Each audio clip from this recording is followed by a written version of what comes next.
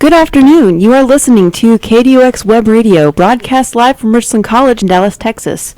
We are the voice of Richland College. Views expressed on the show are our own, and not unless otherwise stated, and do not reflect the opinion of KDUX Web Radio, Richland College, or the DCCCD.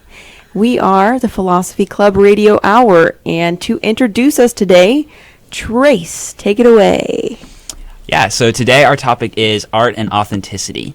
So essentially we're talking about the role that art plays as we search for meaning and or identity. So I don't know, I feel like there's a lot of ways we could take this, talking about what art is, what identity is, whether identity and meaning are synonymous. But yeah, basically we want to talk today about the role of art and how we express ourselves, create identity. So with us today is Professor Layfield, an art and art history professor, who's going to talk about or define for us art. Welcome. Hi, everybody. Thank you for your warm welcome.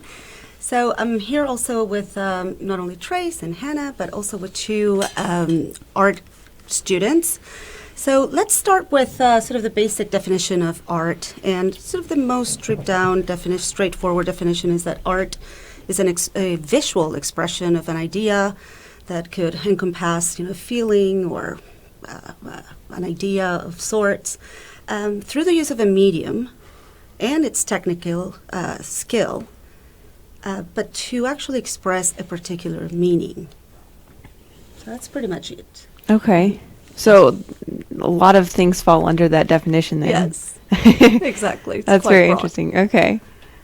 Yeah, so I guess kind of the reason we're doing this topic is because we talked about or really because on Tuesday we had an exhibition opening for visual representations of a Nietzschean aphorism, which is essentially a short quote.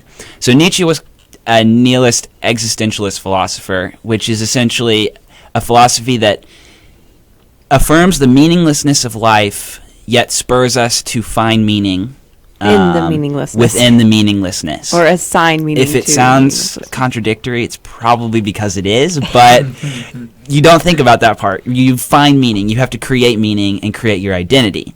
Heidegger terms it authenticity.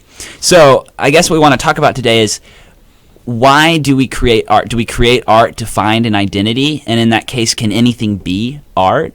Or are there specific rules on what art can be? What about people who claim that they have to create? Is that like a way for them to find meaning, to create identity? So those are the kind of questions we're dealing with. So I think we could start with our art students and kind of talk about why you create. What spurs you to create? Is it a search for identity, a search for meaning? What is it for you? My drive to create and to make art really comes from a lack of ability to express myself otherwise. I struggled with a lot of identity issues in my younger life, and there wasn't a way for me to actually explain that or tell that to anyone, so I started drawing, and it really helped me come and find my own voice in a creative sense, and really helped me express the things that I was feeling and the things that I couldn't understand a lot better. For me, I was just doing art and drawing because I just need to let my imagination flow and be free. Because whenever I have like a really good idea or like some sort of like crazy character or scenario I have in my head, I gotta draw it down. But sometimes I do like have a bit of a meaning to my art whenever I draw it very seriously and such. And what about you, Professor? Well, I was hearing you talk. I mean, I just sort of was reminiscing a bit of how I've always been an artist, and I can't really or never really saw myself doing absolutely anything else. I couldn't have. And it's almost like this impetus, this internal force that drives you into making things, into working with your hands. In my case, you don't necessarily have to make things with your hands to be an artist. You can do things digitally, or you can do things that are, ephemeral, that don't have to last forever. But I think that art and identity just go hand in hand. Mm-hmm. Whether to create an identity or whether to actually break down an identity to give birth to something else. To new understanding. Yeah, because that kind of is like whenever a person is drawing or like making something, they have their own style, and their style is kind of like their own identity. If you try to copy someone else's style, you can't really figure it out it's yours.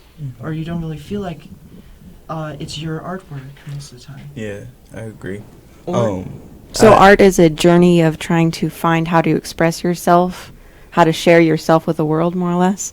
I would agree with that. As an artist myself, I am primarily a musician, but I'm trying to branch into other fields of art. But I use it kind of like as a way to interact with myself. When I'm writing lyrics, there are things that I didn't realize that I wanted to say, or things that came out naturally that I might have censored if it came out in a different way. So for when it comes to creating art, it's kind of like a journey of self-discovery. It's me learning me every time that I do it, because it's like a moment of self-reflection. That's beautiful, yeah. And let me interject here, and I think that, right now we're talking about a lot of sort of personal art making, but also I think the process of art in a lifelong, sort of long-term prospect, if you will, it has to do with trying to find solutions to problems. And oftentimes, who lives without, who is devoid of problems in this world? Please introduce me to that person. I'll give them one. I would like to meet her or they. Mine. So anyhow, so it's a way of also finding those solutions, whether they're personal or they're, a problem such as, I don't know, dealing or bringing light to social aspects in our world today, or etc. There's it doesn't necessarily have to be personal, even though it can come from a sort of a deep, ¿cómo se llama? Sorry, my Spanish interjection here. So from this well of emotions that we all carry. Yes. I agree. And I was, kind of going off of what you were saying there, is I was going to ask, does art always have to be an identity, Like, what about people who, they do art as an expression completely, just solely, like how they were saying, like how you were saying, like, sometimes you just have a certain imagination, and then you just want to get it out there, you want to put it out into the world, The way I see... Yeah, like the way I see people with art is that it's different for different people, and it's like we choose to give value what we choose to give value to, and so that's kind of how I've always seen art in that way. So I think what you're talking about is sort of the second component of art, which is the audience, right? The person or those who complete, if you will, the art. You don't want to make art in a vacuum, although there has been artists throughout history that have created art with the intention of not showing it, or with very particular sort of constraints to their works. But ultimately, I think for the artist artwork to function in the world, it has to be activated by an audience. So the other aspect to it is that now when the audience comes into place, then the artist has no control whatsoever. And what we have is an audience that is actually interpreting, but through their own lenses. So I will approach an artwork through the lenses of being a woman, being a middle-aged woman, being a Latina, being an immigrant, being, bilingual, etc. Right? And we all have those lenses, those biases. I'm not saying they're right or wrong. I'm saying that it's important to be aware of that and to be aware of these biases, to actually try to keep them in check in a way and bring in a bit of a more open mind when we're actually looking at artworks. So one thing that I do tell my students when we're doing critiques and the like, and this is so hard, I try to tell people not to just say, focus on, I like this, or I like that. Yeah, for critique, you need to have more of a reason to why you like it. Exactly. Like, I like it, but also blah, blah, blah. But because blah, blah, blah, blah, blah. Right, because that speaks to you in such In and that such. manner, And yeah. one of the things that I love about art is that it's this translation of reality for that artist. So whatever medium I use to express myself, that's my reality. This is how I see the world. This is my lens. And like you were saying, the audience views it through their own lens. So it's all these possibilities open up. Me as an artist, I can make something with one intention and one meaning, but for the audience, they can interpret it so many different ways. And I love how art is a two-way street like that. I made it with this in mind, but as much as it's mine, it's also yours. because you're also taking it and interpreting it for yourself. And I love that. I love that about art all That is across the pretty cool. board. Yeah, one That's person could be amazing. taking a picture of a splatter paint and think that it looks like their dead Aunt Sally, or they could also take it as their like little Don Pepe paint or whatever. Yeah, and it's like those paintings at museums that people love to like stereotype about art, how it's like a dot on like a blank white canvas, Or- and be like, what is this? How's it selling for $1 million? But Or like a Jackson Pollock, where it's just a bunch of splatters and random chaos, and people are like, "Oh, I could do that in my basement," but it But you really- didn't. You didn't have that And idea. you didn't do it create in the that. 40s. Yeah, no. Right. Well, also, that's a legitimate expression of himself or herself, whoever, created that art, too. So it means something to them. So if you go around saying, oh, I could have done that, right? That's Yeah. not an expression. That's not your being authentic to yourself, right? Yeah. So I'm not necessarily an artist, but I write, and my writing is my art. That's me having an expression of myself through my writing, right? Right, very your much so. medium is It's words. writing. Yeah, literary exactly. arts. And Yeah. art has made me take different things, just aspects that aren't even art related, and see it as an art, because I used to think to myself, what makes an artist an artist? I want to be an artist. So what do I have to do to be an artist? And I realized that art is in everything all across the board. Even if you're an accountant, the way that these numbers crunch, that can be an art to you. The way that you set these things up, the way that you align, the way that you view life itself can be art, your work. And what it reaches can be art.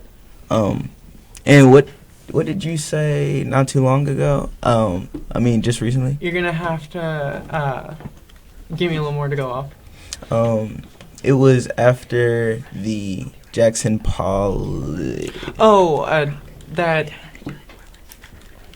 Oh, the self-expression, There right? you go. And how she said that anybody can do it. Or you look at it and you say, hey, I can do that. That's what got me into painting, because I used to look at Basquiat paintings and I was like, wow, nice. Good one. Yeah, and I was like, wow, his technique doesn't seem super refined or super professional, and I realized how much of that is really self-expression. So now I used to judge my art like, oh, I'm not good enough. Oh, this isn't good enough. Oh, I need to keep working, and I do. But now it's not, this isn't good enough. It's just progression, because the same way that Basquiat's was a self-expression, that's how mine is. So my individual art style is not good or bad. It's mine. Now, let me clarify a couple of points that I think are kind of hovering in this conversation.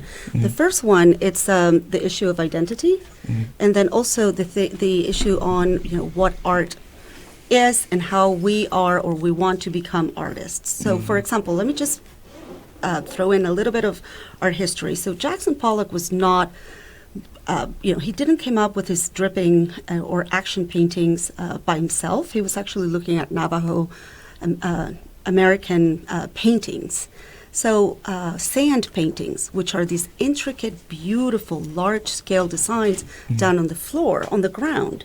So these artists are actually pouring sand in different colors and creating very intricate designs. He was looking at that.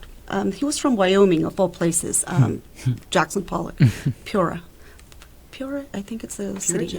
No, Peoria, Oh, the name the of city, the city. the city where he was from. Then he moves to New York, and then he's looking at. Okay, he's at a very good intersection. Time and place in New York City. Number one, it was very cheap to live in New York, and especially in this particular areas. Forget it nowadays. Artists don't, yeah, if you're lucky, you go to Brooklyn. Anyway, and also he ended up with, befriending this group of people that were exploring new ideas, and especially after World War II, right? The U.S. wins the war. All of a sudden, in just a matter of a few years, becomes sort of a powerful player in political and economic force in the world. But it's a society that it's very new. It's a culture that it's very new, but it didn't have any kind of weight in terms of culturally, in cultural terms. So of course, Europe is devastated.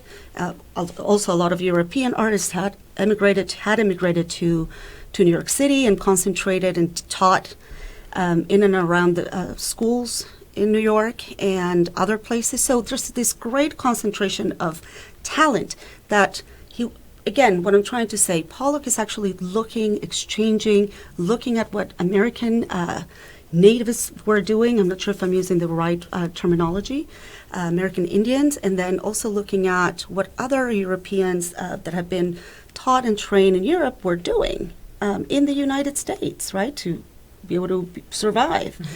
So he's not working sort of in a vacuum again, right? He's learning. And then what is he doing? He was also trained. I mean, he was taking classes in New York City, and then he decides to do something that hadn't been done, right? Which was take the painting, the canvas, from the wall down to the floor. I mean, in the whole history of art, we've seen arts on walls, prehistorical paintings, or later on wood panels, or and then early Renaissance we see him in canvas. So he is he's just kind of progressing, but it's a very slow progression. Now it is radical because there's nothing that we can refer to when we look at a set of drippings, right? So okay, that's one thing. What was the other one that I said? I forgot. Identity. Yeah. Identity. So I'm not sure why I said identity.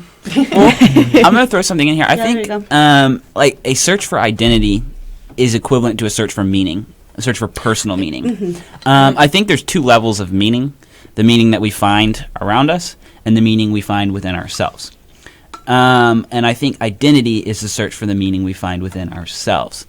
So I'm curious if art is an expression of identity, a search for identity, a search for meaning. What kind of rules can there and should there be? I read something this morning, actually, a quote. This is Montaigne from his essays. It is only appropriate for great poets freely to break the rules of poetry. Similarly, it is intolerable for any but great and illustrious souls to give themselves unaccustomed prerogatives. So the question is, are there things we must do first before we can break the rules and perhaps find our true identity? So are there limits, are there rules to finding our identity and finding meaning? Or as we search for authenticity, do we have unlimited freedom to do that? Wow, so that's a very complex question.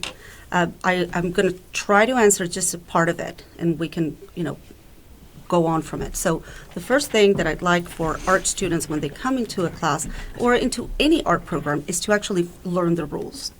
You need to be able to learn the rules.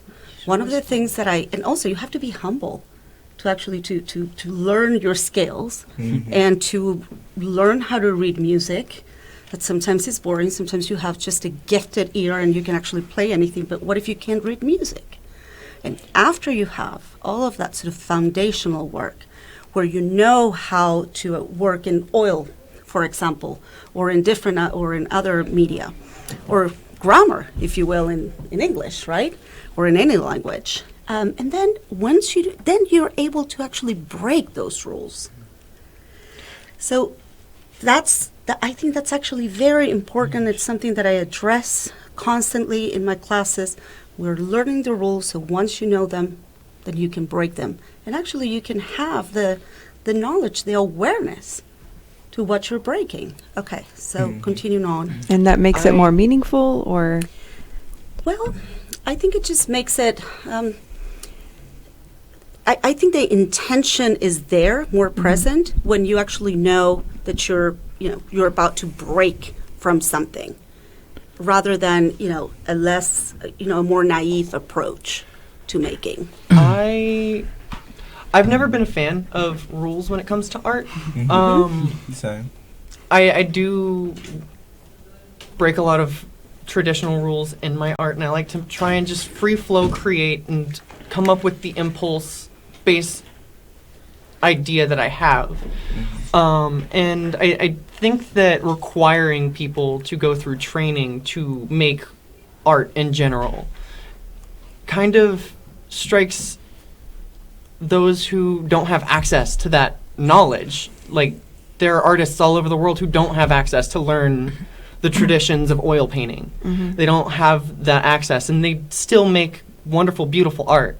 Absolutely. So I think that the rules, while helpful to learn a foundation to deviate from, are not mandatory. You can create without. You can create just off the base impulse of human nature. And I think you have a valid point, but we're also talking about here, our sort of classes here at in this environment that we live in. I agree with both of you guys, absolutely. But I think with the creation of art, like we've been talking about how it's a journey for self-identification and you're learning yourself.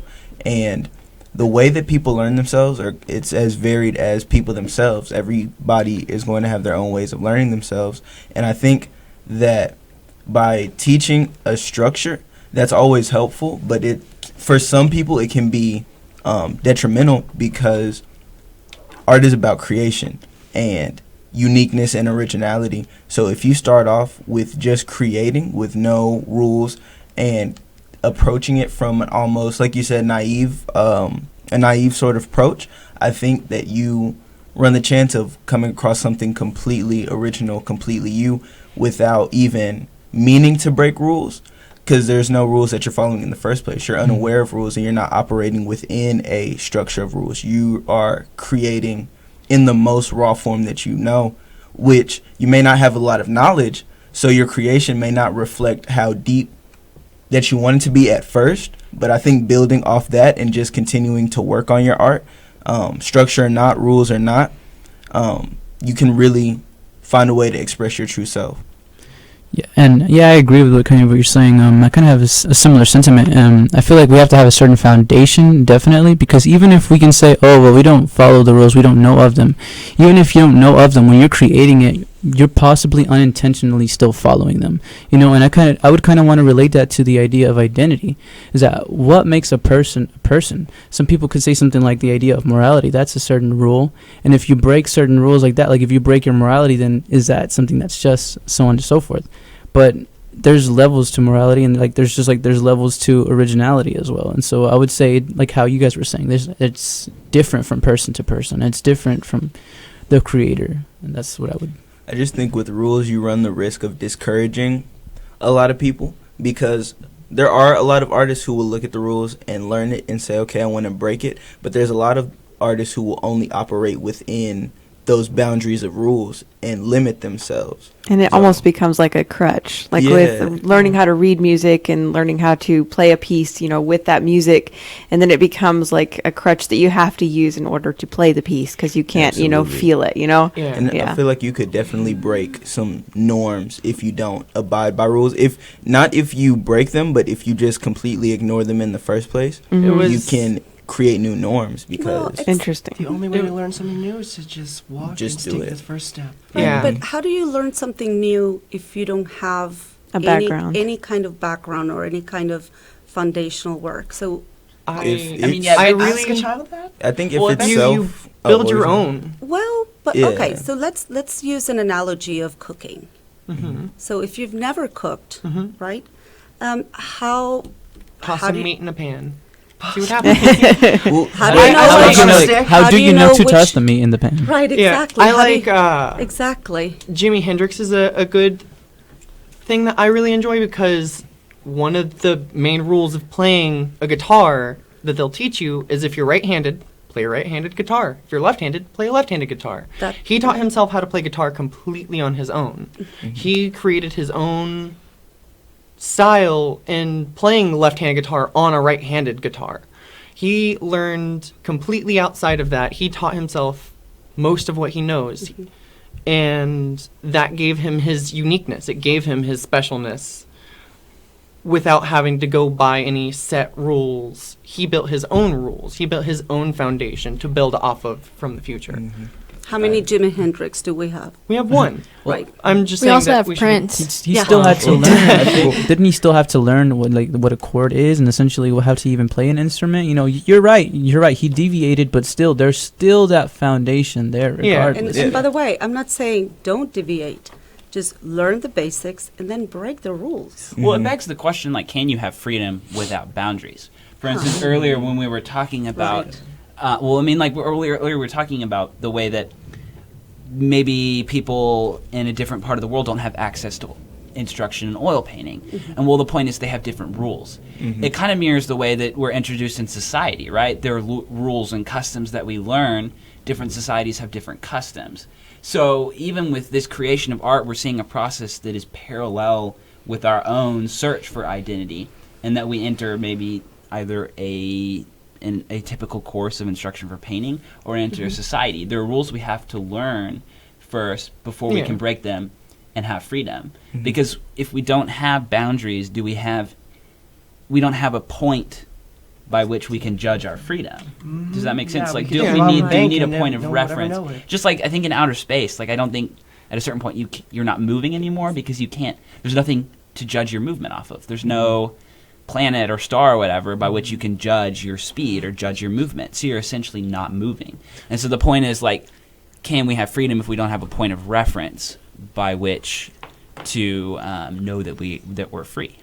I think it depends on the kind of, like, the reason for creating art. If you want to be a professional and maybe make profit off of it, I feel like it would be better for you to learn rules. But if you're doing it strictly for self-expression and not with the intent of showing anybody, or not showing anybody, but not necessarily trying to make, like, hey, check my art out. Hey, I'm a drawer. I'm a painter. This is what I do. And you're creating just for the sake of creation, then rules aren't necessary because it's for you. This is almost a form of therapy. Personal? To use something that you said earlier, you become your own audience. Your audience isn't the world, it is yourself. So you create solely for your own viewing. So you mean you are maker and audience. You're artist and audience. You are both. Interesting concept. There was a painter, I believe, who lived in the mountains by himself and painted several paintings without ever really interacting with other human beings. And it was discovered later on. I remember reading about this. I can't cite it, and I feel terrible. But I do remember just kind of thinking about that and really enjoying the idea of it. He created his art not because he was going to show it to anyone. He lived alone. He lived far from anyone else. He created it solely because he wanted to see something pretty. He wanted to see what he could do. And I think, back to the question, what exactly was it again? Well, essentially, like, can we have freedom without boundaries by which to define that freedom? Yeah, I think that we can have freedom without boundaries. But how do you know you're free then? And can you be free if you don't know you're free? I think it's more like just How do you basic know that you're boundaries, like actually hold the pencil whenever you want to draw a hand, or actually move the mouse or pen if you use like one of those special like drawing pen things. Actually hold the mouse to actually draw. You can't really use your mind unless you're telepathic, and please teach me how to do that. Yeah, kind of going off what you're saying is that essentially that there's still some kind of boundary there. There's levels to it, but there's still at the very end of it, there's still some kind of principle there. Yeah. And that even if you're going into the abstract art and something that you have almost no form, no aesthetic to, you're still, the very idea of what you're doing is still a principle in it of itself. So just based off that, regardless of anything, it's still always there, is what I'm trying to say. Mm-hmm. I mean, like, if someone had never seen a wheel with tread, or even if someone had never seen a wheel and they created a contraption that worked just as well, do we give them credit for creating something new or unique, even though they never knew there was another option? It depends. Like, is it really unique or new then? Well, if they just happen to discover it? Are they creating completely uniquely and on their own the exact wheel and tire? Are they creating another contraption that does the same thing? Because that's two completely different scenarios. If they're creating exactly that wheel and tire from no reference, then that is still a creation of theirs and an idea that they solely came up with. So that is their creation. And if they're creating something completely different, then they're adding to. But they're not adding to it because they created it in a vacuum. Well, so, like, they're credit adding to the world. I think we're kind of veering into more of the utilitarian when, in fact, we're talking more about, the visual world, and then also the, the creation of identity, which is such an abstract concept and so singular, right? I mean, there's not just one way to build up identity. And what is identity? We haven't really defined it. What makes essence. What makes a person who they are? That's who you are. So identity is exactly what What all defines us. our culture, what makes one person, their culture, their language, their traditions, their part of the world they're spend most of their life in. So all of that are essentially part of an identity. Yeah, their personality, their likes and dislikes. I mean, It's essentially your substance, that which makes you an individual within a species or whatever. yeah, kind of think of how like superheroes tend to have stereotypically most superheroes tend to have like double identities. One is like an average person, one is like the person who can like fly or something. Yeah. And not really anyone seems to know the flying person, but everyone seems to know the person on the ground. So having like a certain identity definitely can make you into a certain kind of person. Yeah. So Right. like affects the way people relate to you and the way you relate to other people. Yeah. Mm-hmm. So it could, go ahead. Go ahead. Well, I mean, I'm about to pose a different question, so maybe if you want to add Oh, something well, else to that. no, that's okay. Okay, Go so what about like if we have an identity, like our identity is inherently meaningful? I guess, for instance, Aquinas and Aristotle, they talk about these two different things: potentiality and actuality. Potentiality is something that can become something else. Actuality is something that already is that something. So, I tend to think of existence as being actually meaningful. Like, existence is meaningful. Our identity is potentially meaningful, depending on what we do with it. Mm-hmm. So I see art, and in my case, writing, as an opportunity to make my potentially meaningful identity actually meaningful, and hopefully add to the meaning of life itself. So it's like an That's just output, deep. an output, it's sort of an evidence, a concrete evidence Yeah. of the potential. Yeah, and so like I've been given a lifespan. I've been given the opportunity to create an identity. That's potentially meaningful. It's up to me through writing or whatever, through music, self-expression, to make my identity actually meaningful by contributing to the actual meaningfulness of life. So, what do y'all think about that as a?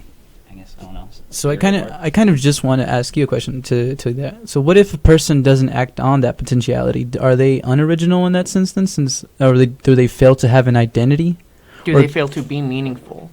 or is it possibly that in failing to be, that is their identity, or that is their meaning? Well, I guess if like a person does, for example, like if they smoke, they may have like a reason, like they may have like they may find meaning in their smoking habits.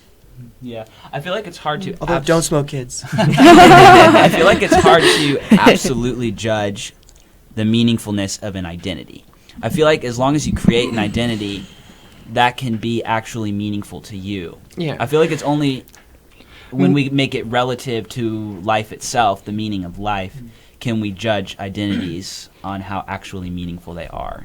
But then even then, there's no concrete idea of meaning of life. Many different people have many different ideas of meaning of Yeah, life. So yeah. Right, but we're talking about potential and actual, right? Well, what is truly actual, and what is it Well, for that instance, we can let's measure take, it by? James Joyce. Let's say, let's take James Joyce and another anonymous guy that lives at the same time, same city, and writes for a little neighborhood magazine. So they both write. They're both creating an identity through their medium. It just so happens that one writes for a neighborhood magazine, the other recreates the novel and defines literature forever after. Both of those, I guess we could say, are actually meaningful in the sense that they created an identity. But is one more meaningful in the sense that it affects the meaning of life? I think it has to do with the Is one more level authentic of than another. exposure that each of these individuals can have. And I don't think, and one thing that we need to be very careful, especially in this society nowadays, is, of accumulating likes and followers and all that, is how much, our exposure through our work and the responsibility we need to have. Because the responsibility that the person that writes for a neighborhood magazine, it's no less perhaps than James Joyce or vice versa, but I think it has to do with who are they reaching and how many people they're reaching. And I think what's very important, more than that, how many people they can actually affect or not, is how authentic you are and how true to yourself you are. And when utilizing this medium of words to express X or Y idea, whether if it's, a compendium of, a long novel of 500 pages or a short, article on something that happened in your neighborhood. Dish soap that takes over. No, I mean, whatever issue that it's being pointed out. I think that what's also important is, to not fall into the trap of fame and fortune, and but also kind of see and discover if, that person or that person really is authentic and true to himself and how the work reflects on that. So kind of all based off that, would you say that the only person that can really measure originality is yourself in that sense? Because the measuring stick is going to be different for everybody else. Hopefully. Yeah, because let's going back to our other example, like what if James Joyce died thinking that, there were 5 novels that I was going to write that I never did. My life is incomplete. Like my art is incomplete. What if this other guy wrote all these articles and decided, you know what? I've contributed. I'm happy. I've created my identity. So one has changed the course of history. The other is completely unknown. But one is completely satisfied with the identity that they've created. The other feels as though they failed in their mission to create an identity, to create meaning. So in that case, I feel like we're getting, and maybe this is the catch of art itself, how meaningful or non-meaningful art it is. But it's possible to have opposite judgments on the same identity or the same creation of meaning. So could I interject? To us, we can say, go ahead, Ian. No, go ahead. I was going to say, Finish to your us, we can judge Joyce as being more, having created a more authentic identity.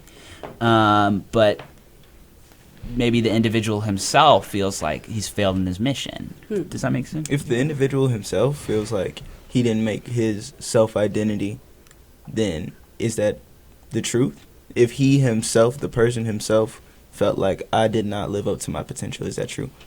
I would have to agree with him. If he doesn't believe that he's lived up to his potential, then I would have to agree with him, because I'm only witnessing the actualization. I'm only seeing what he's made up to this point. So if there's a greater him that he is intimate and knows, and it's within himself that I haven't seen yet, I can't say, no, like, you've done enough, you've lived up to your potential, because no matter how great the person in front of me is, if they feel like there's a greater person inside of them that they need more time to bring out and never got the chance to, then, that has to be true. That has to be true, because in comparison, what if that person looks minute compared to the person that they would have become? And now I'm saying, you know what I mean? Yeah. I think that's really interesting, because I think it goes back to the idea of the two parts of art, is that where one gives itself, like, the person has an intention, but then you have the viewer who gives it a different value. And so you could say that, yes, the person felt like they didn't go onto their full potential, but then you can have an outlooker and be like, oh, well, I think they were original in the way that they carried themselves. I think they accomplished something that hadn't been accomplished yet. So really, is there really anything that we can say distinct? Maybe it's the difference between the person themselves and then the audience as well. I think if you're doing that, you're kind of putting your thoughts on that person, which is cool. If you believe they have, then, by all means, continue to do so. But I believe that if they, like I said, if they believe that they fell short of who they could have become, then I can't dispute that, because I don't know what that potential is. I don't know what they see in themselves mentally. Yeah. So then we can never claim that anyone is original then, as an outlooker? Well, I mean, for cartoons, the first people who made it can be original, but then whenever you try to make something that's similar, it isn't really too original like the first thing. Yeah. And so then if that person who they were calling original, they were the cartoon maker, what if they believe they had a different potential? And that's kind of where I come to conflict with that certain statement, is that they themselves might not believe that they fulfill that potential, but still there could be someone else to say that they see it differently. Well, I think that they can be original, and we can see them as original, but I don't think that we can claim that they've reached their potential. Oh yeah. I agree with that, definitely, but I think it was a question of authenticity. Yeah. I was just going to say that there was a story that I heard about Van Gogh, who I believe it was Van Gogh. Hopefully. But apparently in his lifetime, he didn't ever sell any of his paintings. No one saw the beauty in his art, right? So then when he died, then people started to see that he had beauty within him, but it was only when he died that they could see that. So why is that? Why did the art change its meaning because of the circumstance, right? So let me can clarify a change few people? points on Van Gogh. Mhm. He actually did sell a few paintings, and it's actually what he was of course a very poor man, and but he did sell some work. He has his brother Theo had a gallery in Paris, and whether he didn't find great fame, and also he was well respected as an artist by his peers. And at one point, he even lived with Gauguin in Arles when they, sort of got together and rented the same house and painted around the town until, of course, Gauguin just said, "Okay, no more. I need out," and sailed to Panama and later to the Marquesas. But anyway, but I think he was. One thing is that his peers respected him and saw value in his work, aesthetic value in his work. And another thing is the market, that he was not a great success in terms of money making. So is that, again, we need to be careful with that. So I think he was a very humble man, and also that had the humility to continue painting, even if he didn't achieve the great success that perhaps other painters such as Cézanne and others were, achieving. So again, and I think that's applicable to today in terms of, followers and likes and whatever, accolades, quote unquote, we can, gather through, social media. So those who are popular on Twitter are Right. Do How many retweets? But I think also the point that it raises this idea of not achieving fame during your life, because I know plenty of authors who could never get published until after they died, and plenty of painters who H.P. didn't Lovecraft. achieve fame until after they died, much later. But I think the fact that they continue to create points a little bit, maybe even provides an answer to what we were just Yes, discussing, exactly. in the sense that yes, there's two sides to art, the creator and the viewer, but in the search for authenticity, I think the final say resides with the artist, him or herself. absolutely.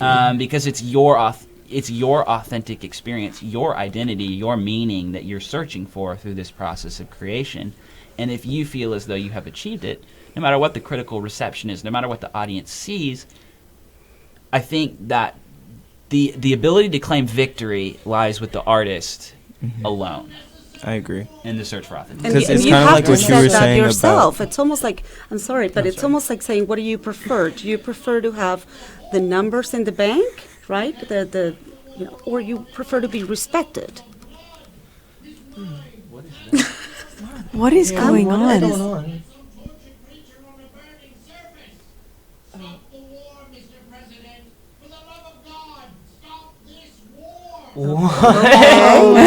Mr. President? Let's just pretend we're not listening to that and just Okay. go on to the That's regular it? That's thing. okay. Yeah. Let's not stop the ones. That's the No. next Well, I group. mean- Actually, the next radio hour, they're discussing war They're- with Mr. Yeah. President. Yes. Yeah, Yes. they're Very- rehearsing right now. So again, Yes, back to very what I much was so. saying. What do you prefer? Do you prefer? What do you? What would you like? And I'll let me pose this question to you all. Would you like to be, incredibly successful in terms of how many people follow you and how, dollars in the bank you can actually, accumulate? Or do you prefer to be respected by your peers? Yes. If I could This is interject both. really quick, I would say this. Something I told my mom, because I think as a society, especially as young people, we really put emphasis on how many people follow us because we equate that with saying, well, hey, our talent matters.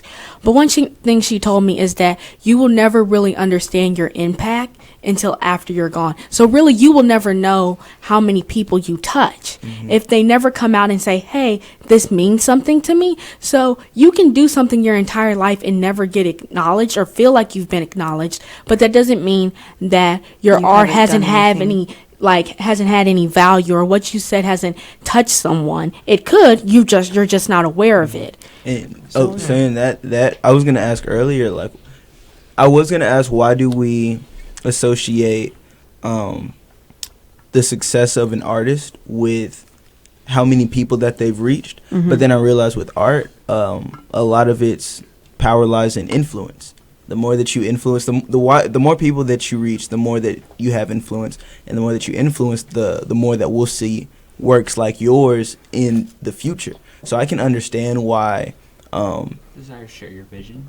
Hmm? The desire to share your vision. Yeah, kinda. I mean, I can see why, like, the public would judge it as so. Like when we see, like when we say that people like H.P. Lovecraft or anybody else who died before their artwork, before their art got popular to the mainstream, we say that they weren't successful. But for all that we know, they were plenty successful by just finishing the creations that they had in their head. By simply completing this task and seeing an idea through to the finish, they've been successful. So I guess it's not really a question, more just I think a lot of the reason commentary. why success is driven or tied so directly to monetary value is that it really does give you the opportunity to explore your art in a deeper way when you have the comfortability that that success gives you. Not necessarily in a better way, but once you become an artist that has quote unquote made it and quote unquote gotten success, you have oftentimes the ability to make more exclusively as your job. It becomes to create instead of, oh, I make art, but I'm a delivery driver on the side. I have to do this so I can do this. Once you become a paid artist, you have the ability to focus solely on your art. Let me just point out. I don't know what you were just saying. Just this image of this famous artist, Jenny Holzer, who is a text-based artist. Came up and she writes. She has this long series of text, and she also writes in kind of in short sentences or aphorisms, if you will. Yeah. And one is that one of my favorite ones is beware of what you wish, or something, paraphrasing. Or protect me from what I want. Or protect me from what I want. Exactly. I like that. That's it. And thank you. It's so important, because the fact that you have achieved success doesn't mean that you are going to have more freedom. Perhaps you have more help, but you will have to go have dinner with your collectors, and you have other responsibilities that you have to. Yeah, you're not driving the truck, but perhaps you have more freedom because you can work however enough hours in order to sustain your artistic practice. So anyway, I always sort of I don't know, take it with a grain of salt, if you will. Of course, If I'm also- not sliding solely into like I don't even agree that we. I'm trying not to get political. Please do. Not a big just fan heard that a few of minutes the ago. way Yeah, our let's- economy is set up. It makes it very hard for you to pursue the things that you want without being crushed under bills. Exactly. Bills make it very hard to. Be genuine, Yes. authentic. Yeah. Oh, could I say something? Yeah. So for me personally, as a person that really loves like music or just the arts, for me, I always respect a person more if they came into the industry as they will end. So what I mean is people that, like you were saying, that people get more comfortable. You see a lot of people who necessarily didn't have a political stance or a say in how they didn't have a say in like politics. But as they get more comfortable, people that you didn't even know really had a voice starts to speak their voice because they're more comfortable in their craft and they know they won't be penalized for having an opinion. So for me, I think it also speaks to you as a person and as an artist if you are coming out in opposition to the world around you. And I think that can also serve as why some people necessarily don't get the fame that until after they're gone, because it takes the world catching up to them and saying, hey, they were right, we just didn't see it at the time. Mm-hmm. Yeah. And also, we have to know that at least in the visual art world, the basic economic term of supply and demand are what drives a lot of the market. So I mean, that's why it's common for somebody to become more prominent or their prices go up when they die, because for the simple reason that supply has stopped. Yeah. Mm-hmm. So sadly enough. That's why the So worth goes up. Yeah. Well, I mean, and I think you were bringing up a very important point about how we tend to sort of fall into the trap of, the monetary, the number. Number Yes. one, because I think that, people, because money is very concrete, and you can remember $450 billion. Yeah. $1 million. You can have that reference, that baseline of I did this. Right. Or $500 million that, for example, that so, the quasi Leonardo that sold about a year ago. I can't remember exactly when. And when we really look at it, it was a whole marketing scheme to actually give this painting, this hype, if you will. And then it ended up selling to a Saudi prince, for $500 million. And the sad part of it is that we won't have access to that painting. Mm-hmm. So the as a public, and then also that sets a precedent for other paintings that may come into the auction block and will be snatched by these heavy players, in which so much wealth is concentrated upon, and then they will go into private collections. Yeah. So anyway, but that's a whole different conversation. And it is unfortunately 3, so I will have wrap to. it up soon, Yeah, 'cause I we're was. a little bit after. Yeah, Okay. Sure. but I just wanted to go ahead and say thank you to the professor and art students for joining us Yes. today. Thank you so That was much. very I'm fun. happy to you. be here. Got some Yes. really good Thank Really you. fun. Thank you for having us. Yeah. Absolutely. To be Blast. continued. Yes, absolutely. Let's make it more political next time. We're going. We're throwing chairs. And stop the war, Mr. President. That's right. All right. So you are listening, or you have been listening to KDUX Web Radio, broadcast live from Richland College in Dallas, Texas. We are the voice of Richland College. Views expressed on the show are our own unless otherwise stated, and do not reflect the opinion of KDUX Web Radio, Richland College, or the DCCD. We have been the Philosophy Club Radio Hour combined with the Art Club on campus. And our topic today was the Art and search for authenticity in art. Thanks for listening. Think about it.